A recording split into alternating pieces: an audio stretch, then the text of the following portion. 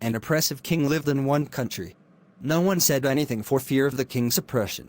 When the king tortured someone, everyone just stared like Bob. The king's announcement was that whoever spoke against the king would have his neck cut off. Once a boy named Russell became disgusted with the king's oppression and protested against the king. When the king heard the news, he immediately arrested him. Russell was then beheaded in front of everyone in the country. This unjust treatment of the king with Russell's friend Muhib did not tolerate it. In front of everyone, Muhib protested against the brutality of the king. Then Muhib was called and beheaded. Seeing the tyranny of the king, Masim wanted to speak. Then his friend Abar stopped. Tell him the king did not oppress you. The king is brutalizing everyone in the society. Everyone is being tortured. But no one said anything. Only the one who is saying is being harmed. You will speak for the benefit of all, but when the king does injustice to you, then no one will say anything. So don't say anything and keep quiet. A few days later, the king attacked Abar's house, and Abar's relatives were brutally killed. Then Masim called everyone in the society together and said, "How long will you endure this oppression of the king? When the king inflicts barbarism on others, how much more will he say that it is happening on others? It's not happening to me. Another is having trouble.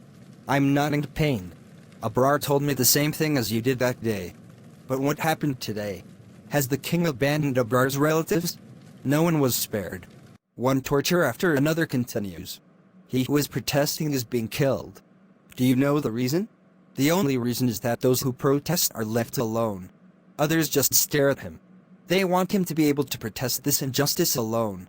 Then we will get a state of peace without any trouble. And if the protester dies while protesting this injustice, then he will die alone. He will suffer alone. We won't have anything else. But if everyone in the society would have protested together with that protester, then the king would not be able to stand up against millions of people by going against everyone in the country. One day the king would be finished. Because injustice can never win in the face of truth. Today I am speaking in front of you for the benefit of all. This must go to the king. If you don't stay with me, I'll die protesting alone. But this silence of yours will end you one day. And if we all protest together, then one day the oppressive king will be forced to leave this society. Then everyone in the society will survive. Maybe in exchange for a little life."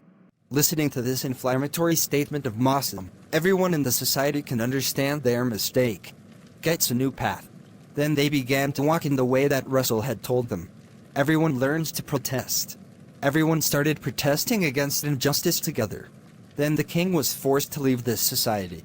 But the king could not save himself from the sharp gaze of the youth. He could not escape from their hands. He died of poisoning from inside the ring in his hand. Then the society gets a peaceful state. The barbaric rule of the oppressive king is eradicated.